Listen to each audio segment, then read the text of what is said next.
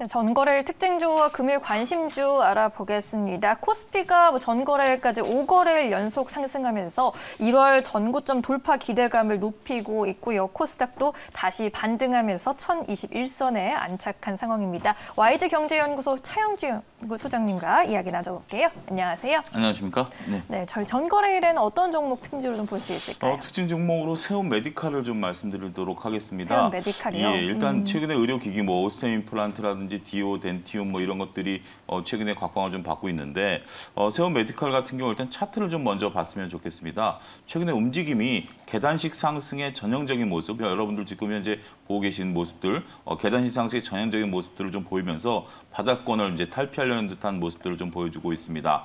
오스템 임플란트와 좀 상반된 것들인데 오스템 임플란트 같은 경우 임플란트 수요가 그동안 억눌렸던 것들이 다시 이제 되면서 상승을 나타내고 있는데 세움 메디칼 같은 경우 코로나19 재확산으로 인해서 이런 것들이 현재 지금 움직이고 있다 이렇게 좀 말씀드릴 수가 있겠죠. 의료기기 같은 경우 특히 이런 삽입관이라든지 링겔 주사에 들어가는 관이라든지 이런 플라스틱 제품을 주로 생산하는 세움 메디칼이고요. 아직까지 코로나19 백신 전용 주사기를 생산하지는 않았습니다만 일반적인 주사기도 생산하고 있는 우리가 흔히 볼 수 있는 전반적인 의료기기 업체다라고 말씀드릴 수가 있겠습니다.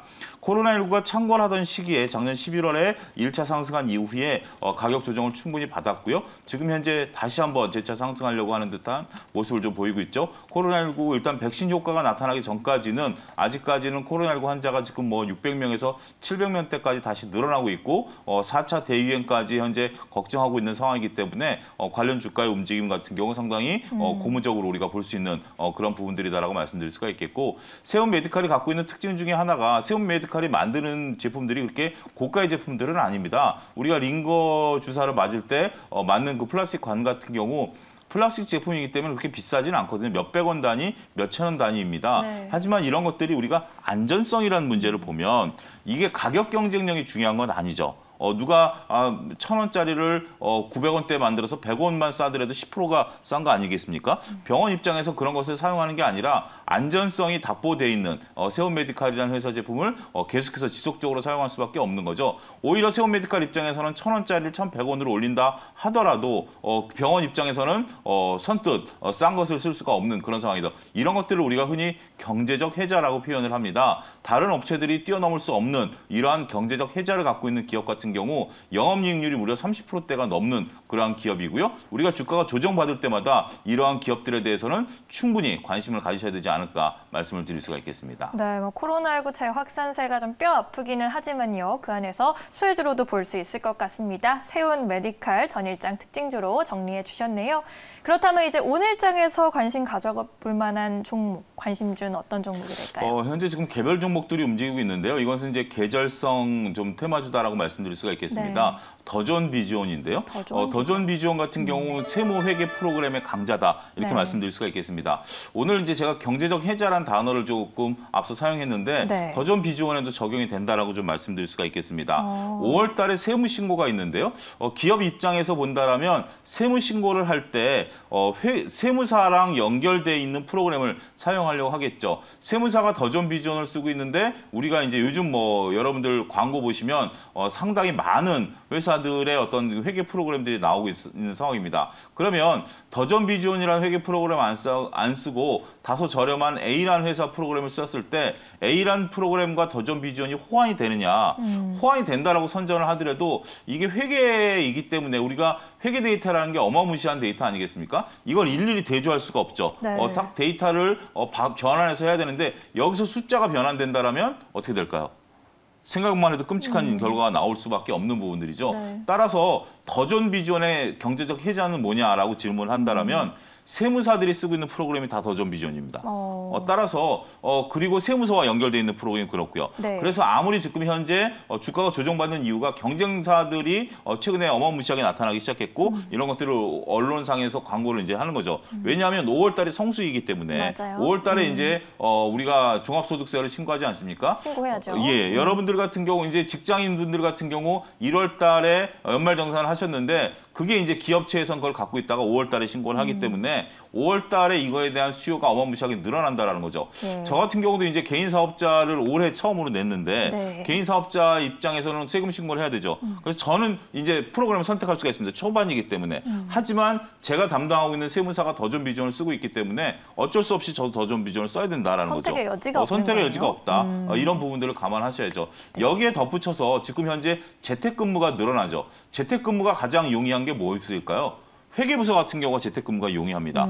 그러면 회계부서의 재택근무를 하기 위해서는 PC에 또 더존 비전 프로그램을 깔아줘야 되겠죠. 이렇게 된다면 수요가 좀 더 어마무시하게 늘어나겠네요. 늘어날 수밖에 없는 네. 그런 집에서 부분들을 하려면 가지고 또 다시 있습니다. 깔아야 되는 거니까. 그렇습니까? 이제 기업체에 있는 PC에 깔려 있던 것들을 더존 비전 프로그램을 쓰기 위해서는 집에 있는 PC에도 또 그 프로그램을 깔아줘야 되지 않습니까? 요즘은 뭐 복사판 뭐 상상도 못하고 해서는 안 되는 일이기 네. 때문에 정품들을 하는 데 대한 수요가 늘어나는 거죠. 하지만 주가 움직임을 보면 코로나19 상황에서 그렇게 움직이지 못했습니다. 오히려 최근에 주가 조정을 받았었던 11만 원대에서 지금 9만 원대까지 조정을 받은 그런 상황인데요. 지금 최근에 보면 거래량이 분출하면서 지금 이때 거래량이 지금 차트상에 나오고 있지는 않습니다만 거래량이 분출하면서 하락이 멈춰섰고요. 그리고 옆으로 횡보하고 있다는 거죠. 이것은 상승을 전환하기 위한 그러한 전형적인 모습의 첫 번째 단계다. 이렇게 좀 말씀드릴 수가 있겠습니다. 지금 이제 거래량 차트가 나와 있는데요. 지금 거래량이 있다라는 것은 막바지 여러 공포감에 있어서 약 11만 원대 매수하신 분들이 손절을 하신 것들을 충분히 받아냈고요.